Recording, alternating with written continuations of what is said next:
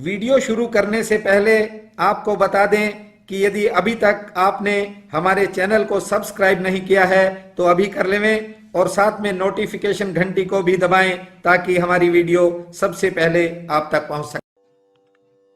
बंधुओं, इस समूची दुनिया में, सृष्टि और ब्रह्मांड में शायद ही कोई ऐसा आदमी हो जो इस संसार में आने के बाद दुखों से मुक्त रहा हो। अर्जित और अनार्जित दुखों को भोगना ही मानव की नियति है। ईश्वर ने जब मानव के रूप में अवतार लिया तो उन्हें भी दुखों की पीड़ाएं भोगनी पड़ी।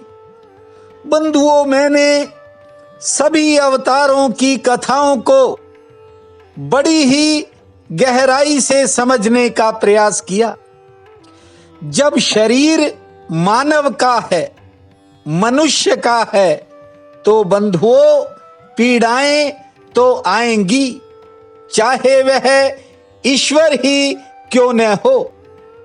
बंधुओं, दुख स्वाभाविक है, इसलिए जो इसे स्वीकार कर लेता है, मान लेता है, तो एक बात आपको बता दूं कि कोई भी दुख चाहे कितना भी भारी हो, कितना भी बड़ा हो, आपने जब उसे समझ लिया तो वह उतना भारी नहीं रह जाता जितना वह पहले महसूस होता था। बेहद जरूरी बात यह है कि हम अपने जीवन में सहनशीलता को स्थान दें।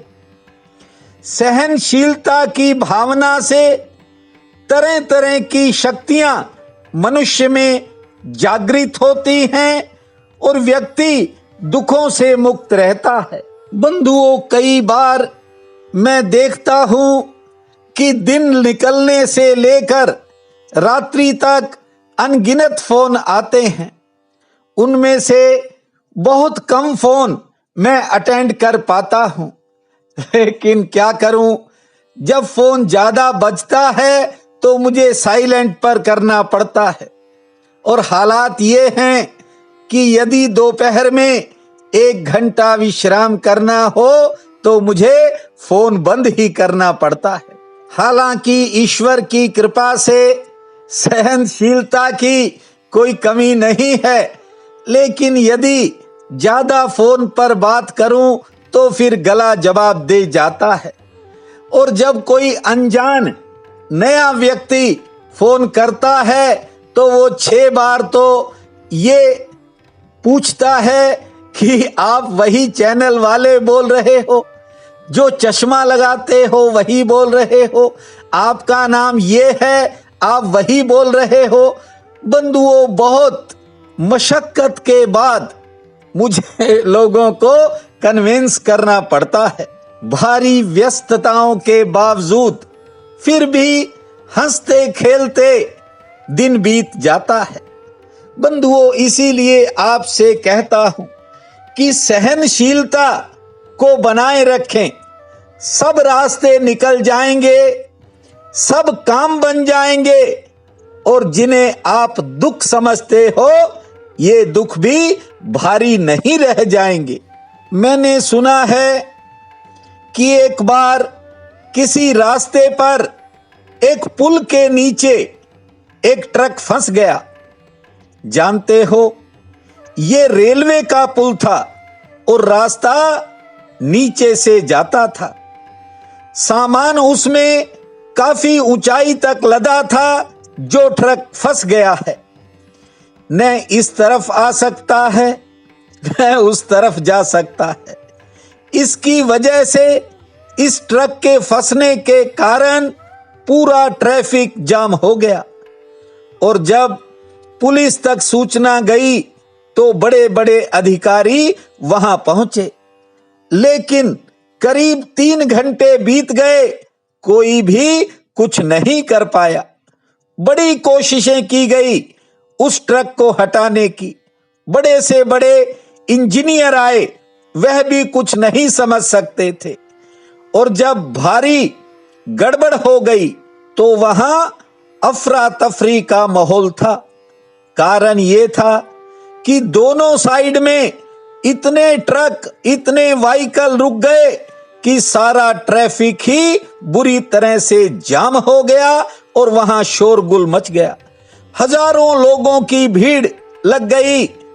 और फिर आप समझते हो, ऐसी स्थिति में सलाह देने वालों की कमी नहीं होती। कोई कुछ कह रहा है, कोई कुछ कह रहा है, और अधिकारी कहते हैं कि हम में ज्यादा समझ है। इंजीनियर कहते हैं कि हम देखेंगे, लेकिन हो कुछ नहीं रहा है। तभी वहां एक गरीब आदमी जो अभी अभी आकर खड़ा हुआ था, उसने देखा कि माजरा क्या है।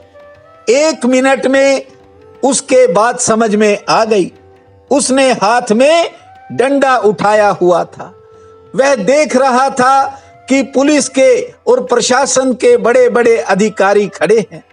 उसने जाकर के एक अधिकारी से कहा कि आप इतनी देर से ये काम नहीं कर रहे।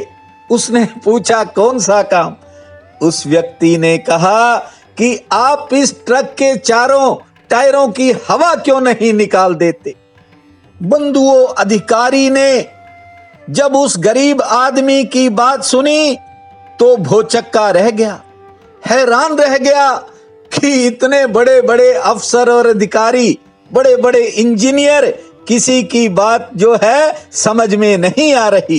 कहते हैं कि ट्रक के टायरों की हवा निकाली गई और ट्रक अपने आप बाहर आ गया। इसलिए कहता हूं कि ज्यादा हड़बड़ाहट अच्छी नहीं होती। वह इंसान में बेचैनी और बढ़ा देती है। रास्ता निकलता भी हो तो वह दिखाई पड़ना बंद हो जाता है। बंधुओं, ये जीवन है। सुख दुख का सामना सबको करना पड़ता है, लेकिन हर समय, हर वक्त यदि आप मृत्यु का ठीक से स्मरण करेंगे तो याद रखना, आपके जीवन में धर्म का उदय होगा।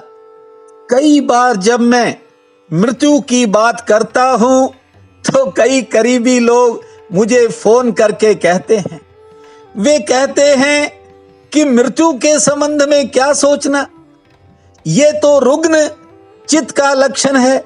हम सोचें ही क्यों, गलत बातों को क्यों सोचें। मैंने पहले भी जब 1-2 बार मृत्यु पर चर्चा की तो मुझे कई लोगों के फोन आए। बंधुओं, निज धर्म कहता है मृत्यु गलत बात नहीं है। मृत्यु बड़े से बड़ा सत्य है और उसी सत्य के भीतर छिपी है जीवन के अमृत की चाबी। जो भी यह धारणा मन में बना लेगा कि मृत्यु किसी भी वक्त आ सकती है, उसका जीवन सुगम और आसान हो जाएगा। न कुछ काटना पड़ेगा, न कुछ हटाना पड़ेगा, ना कोई मेहनत करनी पड़ेगी।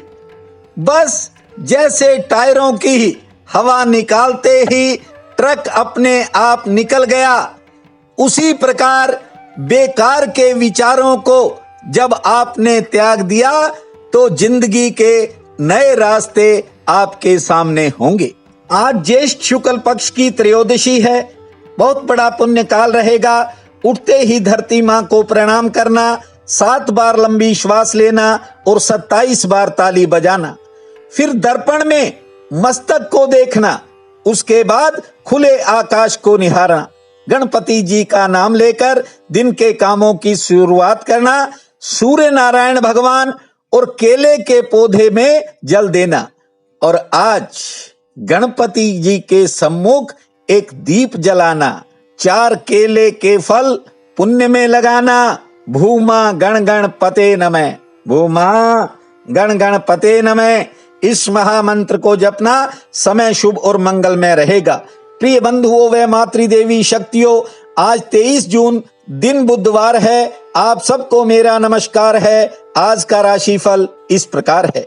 मेष, किसी रुके हुए काम में आपको कोई सहयोग मिलेगा। आमदन के लिए दिन मध्यम श्रेणी का रह सकता है। हाँ, घर परिवार में सेहत से जुड़ी कोई चिंता बन सकती है। संतान संबंधी कामों में इंतजार करना पड़ेगा।